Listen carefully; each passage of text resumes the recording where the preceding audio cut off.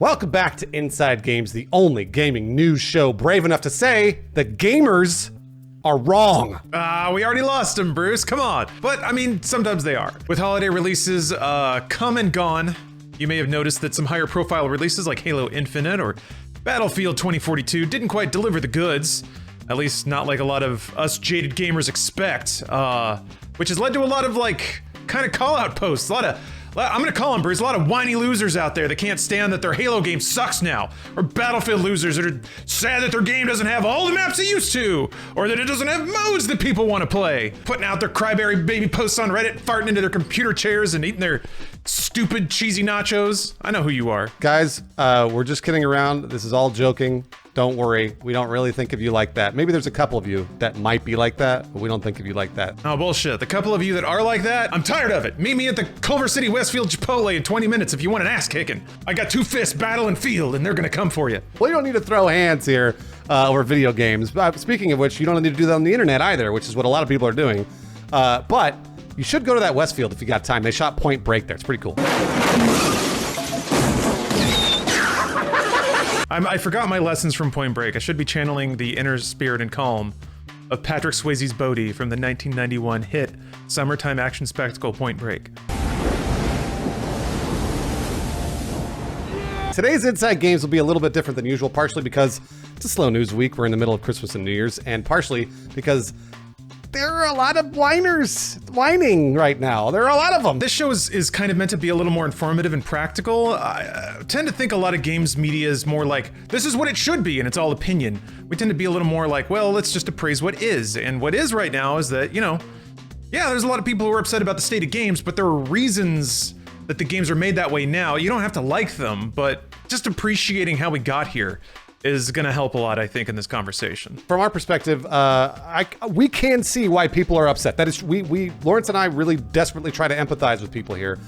Games like Halo Infinite, Battlefield 2042 launched with fewer features, less content than previous games in both of those series, which sucks for longtime fans. I'm a longtime fan of Battlefield. I've had been for a very long time, and I've been looking forward to 2042 forever. This is the practical side of it. Anyone that scheduled time off of work to play a big release only to have it land and be unplayable for days or to just get delayed right at the end. That sucks. That sucks a lot. Matchmaking issues or online instability. It's been really common, not to mention just not even being able to buy consoles. It all sucks now. Yeah, Lawrence, you just did that with Final Fantasy 14, right? Yeah. I mean, that's not the thing that everyone's upset about. Final Fantasy 14 audience members tend to be a little, what's the word? Forgiving? They tend to chill out a little more. But, you know, despite this being the thing that I do every day, which, you know, lessens the load, I'm not going to compare this to somebody that had to schedule like their 2 weeks of vacation months in advance. But I made like arrangements so that I could know life, the new expansion Endwalker for a little bit. And some of those days just got completely blown away because I was waiting in a queue that kept kicking me out. Or I would try to log back in. The queue would be 12,000 deep. And at 4 p.m., that's just it for the day. You don't get to.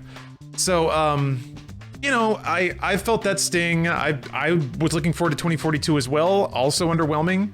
That said, I still had a lot of fun with both those games, and when I couldn't play them, I just played something else. Those are just examples from the past month.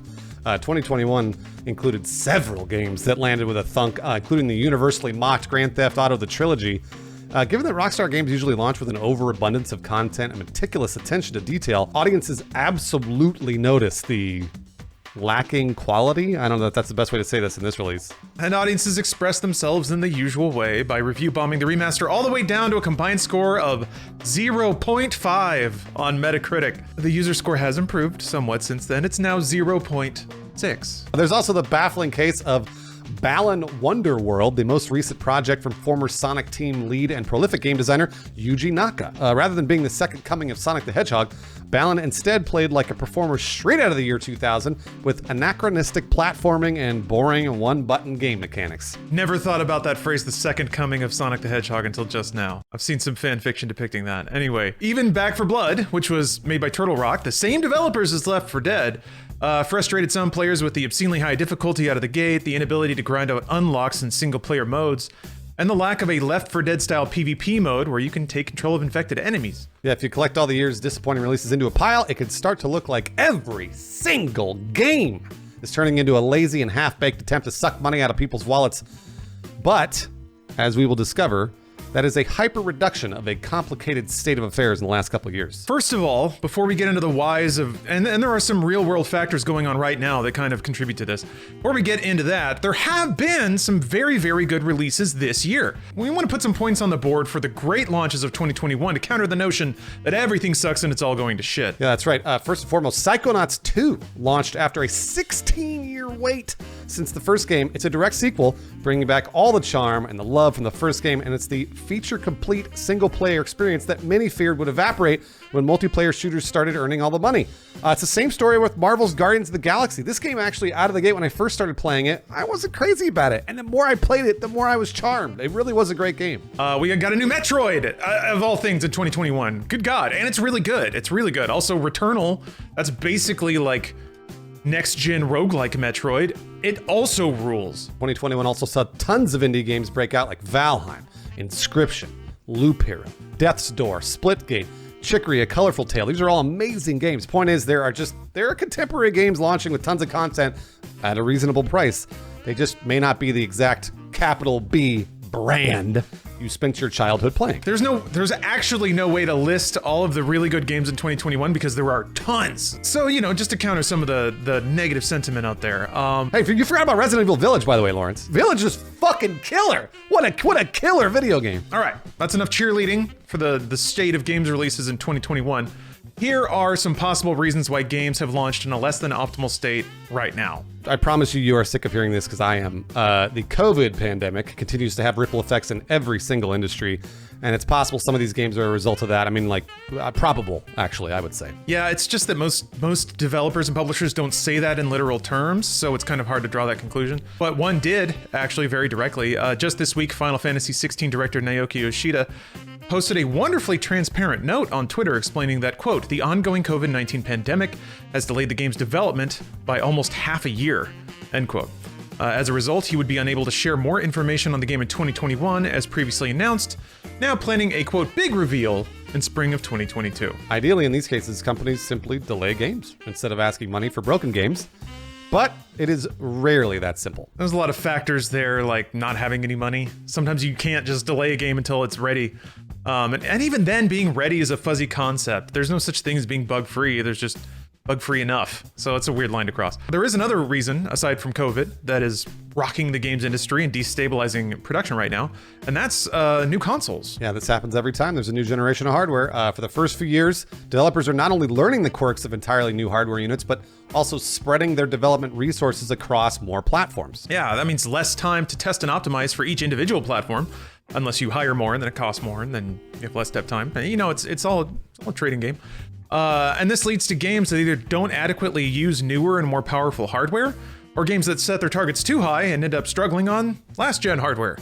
Cyberpunk, I'm looking in your direction right now. Yeah, Cyberpunk's actually related to another possible factor for game jank as well, the growing awareness and resistance to crunch in game development culture. So this is a tricky topic, so we should declare some things up front so people don't get mad. We don't condone the exploitation of game developers in any way. Of course, yeah. Yeah, just want to say that all out first. Is because we're going to analyze this and it might get a little weird. Especially when game developers are compelled to overwork without sharing in any of the financial compensation, bonuses, or bonus time off after the project's done. It ought to balance out. Yeah, that's right. But Lawrence and I have worked in media production for a very long time. We're talking 20, 25 years. Sometimes crunch in this job is the nature of this given kind of work. And I know that's weird to say, but it happens all the time. And I'm not saying it's accepted, I'm just saying it happens all the time. Sometimes people want to work their asses off. Sometimes I do. I've been working my ass off for a long time, and I like to do it. Provided the work that I am doing pays off. And that's very important. Yeah, as long as it's not labor theft, which is what crunch can amount to. All that said, there's been a lot of good journalism watchdogging about crunch culture in games. It's been a good thing. A lot of good things have come out of it. I want to be very clear about that again. But, okay, this is when you can take our stuff out of context and get really mad at us. If there's a direct exchange, this is a big if, between developers working humane hours, 40 hours a week, and games that release slightly buggier or with slightly less content, we could be seeing the practical results of that right now, because the culture of calling out games crunch really started in like 2017, 2018. So this is enough time for workflows to be altered and for those products to start hitting market. Absolutely. So good for the humans, maybe not the best thing for video games. Cyberpunk 2077 is a very direct case study of this in action. As we referenced previously, back in 2020, CD Projekt got a lot of flack after CD Projekt president and joint CEO Adam Kaczynski admitted the game would need crunch hours to ship. Accordingly, games writers lashed out from their blogs. It actually seems like all those scathing editorials left a dent, which is, I'm gonna be honest, uncommon when it comes to games media.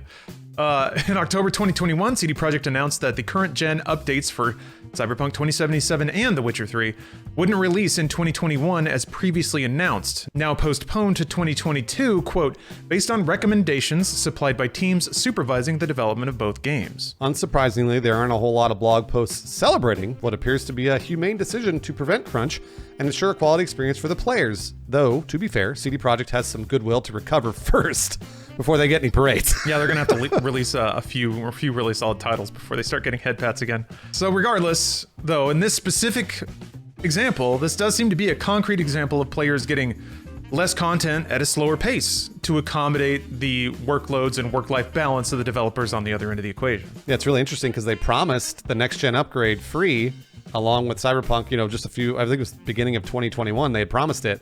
But then it seems like they changed their workflow and that pushed it down the pipe. And a lot of people are like, oh, what? They said the next gen.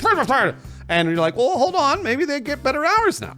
Most people at this point just kind of like, it's that defeated sigh every time CD Projekt says they're not going to do something they said they were going to. But I mean, it is kind of a trap. What are you going to do? Scream at them to get back in the office and work long hours to ship it this year? Most people haven't been, to their credit. So that's good. There's also the rumor reported by the fairly reliable Tom Henderson that Grand Theft Auto 6 will not release until 2024 or 2025. According to Henderson's sources, the long dev time is primarily because Rockstar's focused on reducing crunch after experiencing a swarm of negativity following former Rockstar Games Vice President Dan Houser's 2018 interview with Vulture, and in which he described 100-hour work weeks. Interestingly, and this should give some indication about the severity of some of these stories breaking out. After that interview and shipping Red Dead Redemption 2 later in 2018, Houser left Rockstar in 2020 after an extended break in 2019, founded a new company called Absurd Ventures in Games in 2021. So hopefully the people there aren't working 100-hour weeks, unless they are, because they want to. Yeah, they want to pour it all in, and they're all joint owners, and they'll all make $1 billion once they ship their Grand Theft Auto. Maybe that'll happen. Regardless, game devs are in an interesting position right now. They're supporting more platforms than usual while working remote and trying harder than ever to not crunch. In that context, it's a little easier to understand why some games might not come packaged neat with a little bow. Philosophically, though, and this is where maybe we'll get in a little more trouble.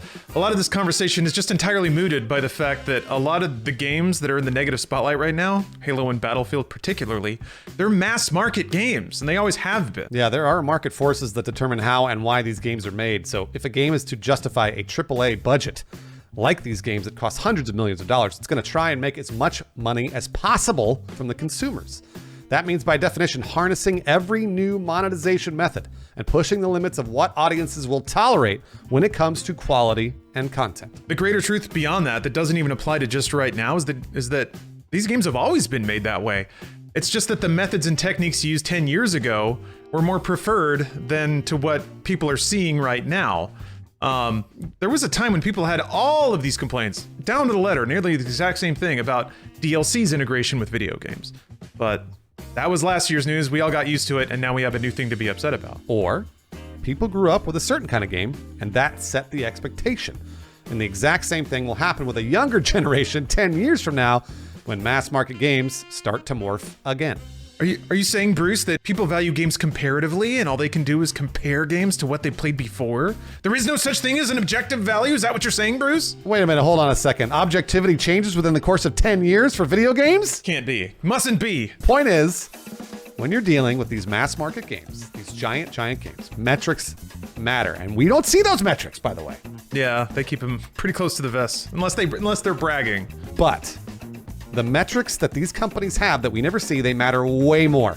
Sales, active users, hours spent in game, they'll always speak louder than, let's say, 1 million disgruntled Reddit threads. I promise you, even 1 million of those threads. The developers see those threads, but if they're making hundreds of millions of dollars, it ain't gonna matter. I remember this like specific conversation was kind of happening around World of Warcraft with a few expansions ago. Players were noticing that the game was being designed around forcing engagement out of players. Like you had to log back in every week. You had to put in X number of hours just to unlock a thing. Players were sounding the alarm, saying like, hey, this is bad design. But it wasn't until like subscribers started getting pulled back. And we haven't even really seen a response from Blizzard yet, but it's losing the subs that's gonna make them move, not some accurate but probably easily ignored Reddit threads. To acknowledge our own point, news reporting did set off a firestorm around crunch, but that's because articles like that affect a company's ability to recruit. New hires Google a company, see that it's associated with terrible work conditions, and then they choose not to work there. And this is related to just like the efficacy of complaining online, essentially. That behavior just doesn't really happen when it comes to mass market games and sales. People don't really Google a game and look at like all the negativity associated with it before deciding to buy it. They make that decision somewhere else in the mass market. Case in point, both Cyberpunk 2077 and Battlefield 2042 both appear in Steam's top sellers of 2021 page. Battlefield 2042 in particular is in the platinum section, so go figure that out. And I mean, like, and truthfully, the game's only been out for about a month and a half. I mean, you could buy it throughout the year, but it's only been out for a month and a half. So basically, and this is kind of what we're getting at, I think this is the whole crux of the entire episode, sitting around bitching, it doesn't change really anything. I just don't buy it or play it. That's the easiest answer. I know it sounds ridiculous, but it really truthfully is that easy. Just don't buy it, just don't play it. Spend your time finding a game that gives you more of what you want. Play that instead. If enough people are driven off by a lack of quality, then I promise you, the developers and the publishers will have to shift because they're not making any money. And they'll try and win those customers back because they don't have any money. They gotta make money. Gotta hit them in the metrics. Yeah, so if you're spending 200 hours a week playing Halo Infinite and then you throw up a Reddit thread and expect that those two things equalize each other out, they kind of don't. Xbox won because they got your time and your interest. What? No, Lawrence. No. It's gotta. If I leave, it's failing. If I leave, it fails. That tees up a counterpoint that stings even more. I think if you leave and it doesn't matter, I think you have to admit that maybe the audience isn't you anymore. What? I know. It sucks. It sucks to imagine something that might be so personally connected, but it's a brand, it's a product, it's managed like anything else, and it's going to try to find the biggest audience it can. And if you're not part of that demographic anymore, I mean, maybe it's just like a big gamer midlife crisis happening right now. I mean, it happens every 10 years because we grew up with video games, right? So we were, let's say 17 or whatever, and we really love video games. And then 10 years later, we realize, oh shit, we are not the ones playing the free-to-play Halo Infinite for thousands of hours like that 18-year-old is because I'm 28 and I got a real job. Yeah, and that 18-year-old never played Halo Reach and doesn't give a shit that like the knee pads from Halo Reach aren't in this one. And from Xbox's perspective, that's the way better customer anyway, because they're not going to complain about old knee pads. They're just going to play the game and have fun. So like, and then your brain can go to like, well, these youngins are ruining it. I got to go after them. Don't do that either. Please, just go find a game that's fun. That's the thing to do here. Yeah, nobody wants to see a previous love move on. We don't ever want to see your ex-girlfriend find somebody who's way hotter and cooler than you. Doesn't complain as much, in better shape, has more disposable income. But again, that's what happens. This is life. So these mass market properties, if they find money somewhere else, that's just the way it goes. Halo once tried to appeal to a certain player by offering a certain experience. That experience has shifted a lot. And people that used to feel like they were the center of the given experience are no longer part of it. Now, to be fair, because we're kind of putting it all on perception and comparative fuzz in the brain, there are lists on Reddit that are very popular that sort of detail every feature option, comparing the newest iteration of a game to a franchise. That definitely, by the math, makes it feel like things are getting worse and getting less. So I get that. Yes, about that. There is no denying that Battlefield 2042 is light in the features and the content department. I absolutely acknowledge that. But it's kind of unfair to compare the game at launch to every other Battlefield game ever made that has been supported for 8, 10, 15 years. They've all had multiple patches and expansions. Yeah, and this is something we talked about. We were both there when Battlefield 4 launched, and that was a nightmare. Like, people bring up Diablo 3 and SimCity as like all-time cataclysmic worst launches, but I don't think it gets worse than Battlefield 4 in my memory. maybe like Tribes 2 way back in the day, but Battlefield 4 was just unplayable. Like you couldn't do anything, and it stayed that way for about a week, I think. You couldn't do a damn thing. Comparatively, and you know, this is an objective, or as near as an objective comparison as my memory will allow. I could play matches on day one of 2042. They were glitchy and didn't run great. And there were some confusing, you know, changes to the game and some confusing lacking options there, but I could play it. I could run around and shoot people. Lawrence, I streamed the game for 24 hours at its early launch on November 12th. So, I mean, and it was one of those things where it had server problems at the very beginning. I was like, oh no, it's gonna be 24 hours of me not doing anything. But then I played, and I played and played and played, so. Part of it, I think, is because it makes for compelling, like, it certainly justifies a lot of the anger to see a nice, neat list of all the things you should have had and don't. Something similar actually happened between Cyberpunk 2077 and The Witcher 3. Everyone remembered Witcher 3 so positively, possibly because in the years since its launch, everyone started buzzing about it and word of mouth really took off. Also, it had re-releases that included a bunch of fixes and DLC and stuff. But Witcher 3 was very buggy when it launched, to the point that CD Projekt even joked about adding bugs in to prevent people from riding Roach too much in Witcher 3. So it was definitely a notoriously buggy game, but that kind of got scrubbed from everyone's narrative, comparing it to 2077 just to illustrate how bad 2077 was at launch. So interesting thing that happens there. And Halo fans not gonna like to hear this one, but Halo Infinite managed to revamp this game and put it into a contemporary light and make it, like, honestly compete with like games like Apex Legends. And I don't know how they did it. It's magic. They did a great job. It was one of those things where I was like, wow, they really did a great job making this feel like a modern game, even though it's Halo. And a lot of people, they're not giving it that credit now. Yeah, Bruce, you bring up a really good point too. And in these comparisons between new versions of a thing versus all the stuff it used to have, people don't really give the new thing any credit for the new things it actually does bring. It's just like, it didn't have as many maps. Well, yeah, but Halo Infinite also added a grappling hook, and it works really well, and it makes multiplayer super fun, and adds all kinds of new tricks you can do. It sounds stupid because it's one bullet point, right? A grapple hook. But that by itself has a lot of related mechanics and physics and like bugs and testing you have to do. And they made it work, and it works really well with Halo. So Infinite should get it, you know, like a little snap for that. In line with kind of mentioning all the things that it should have in terms of multiplayer that it doesn't. So, you know, just trying to be fair about it, that's all. Look, I know we're just telling people to wait. It should get better in a few months type of thing, which is what our Crybaby post way back at the beginning of this was about in the first place. I promise you we hear you.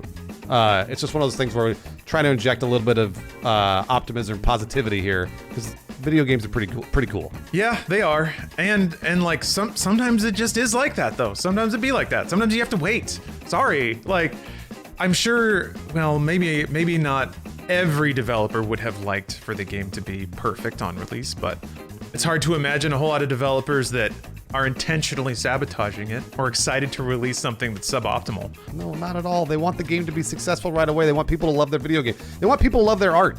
They know they're making a mass market game. That's generally I would assume most developers are out there making a game that they want people to enjoy. So if you really want to make meaningful changes here, I promise you a Reddit thread is not it. Fake karma is not it. You can gamer up, and you can do it yourself. Yeah, that's true. You, person who I'm pointing at right now, you can make a video game if you really want to. If you can take your convictions about the marketplace and the amount of content games ought to have and smash those two things together and show all those greedy corps how it's done. And I know it sounds ridiculous because it's like, well, if you hate it, go do it yourself. It's not far-fetched, guys. Indie hits like Phasmophobia, Undertale, those have come out as one-person development teams. One person is working on those games for a very long time. Surely, the philosophical conviction that new shooters should have 12 different modes, 200 playable maps, won't run aground at any step in that process, right, Lawrence? Yeah, that's right. Hey, if you want to, like, Brute, lock 'em dead. We started this channel kind of out of spite, I think, so there could be good reasons for that. Yeah, I mean, Bruce and I were just talking, and we were both, I mean, this is not going to win us a lot of credibility points, but we were kind of frustrated at the one-sided nature of a lot of, like, cyberpunk reporting. It just kind of, it evidenced something kind of mean about games media, so we wanted to get back into it, and that's what fueled us, so let it fuel you. If you're tired of Battlefields not having all your maps, make a new Battlefield. which is going to be really hard, but you should do it. It's true. There's a really important point to this too, is that when you guys are out there making lists of all the shit it doesn't have or death threatening developers, those people don't want to make stuff anymore. They don't. They're going to quit because they don't want the harassment. And I promise you, they are all artists and working very hard to make sure that they have something that's cool for you. And when you drive away good artists, then we're going to get less art. So like, instead of just hating it and posting about it and then death threatening it, just don't fucking play it. That's okay. Go play something else. It's totally fine. You don't need to tell them that you're playing something else either. Just go ahead and do it. They have the metrics. Don't worry. So when those numbers drop, they'll start sweating. Look, I don't want to shit on people. I'm not here to shit on people. This is just more of like, we hear you, we understand, but you're not changing anything. You're only making the world a worse place. It just breaks my heart to see people get their hearts broken by something that doesn't matter. Like, no, Halo might matter to you, but and I'm sure it matters to the people who are making it at 343. But it's a property, man. It's Star Wars, it's Marvel. So it sucks, but like if you can cut those heartstrings, then suddenly you see this all with a lot more clarity and hopefully spend your time a lot more constructively. That's the idea.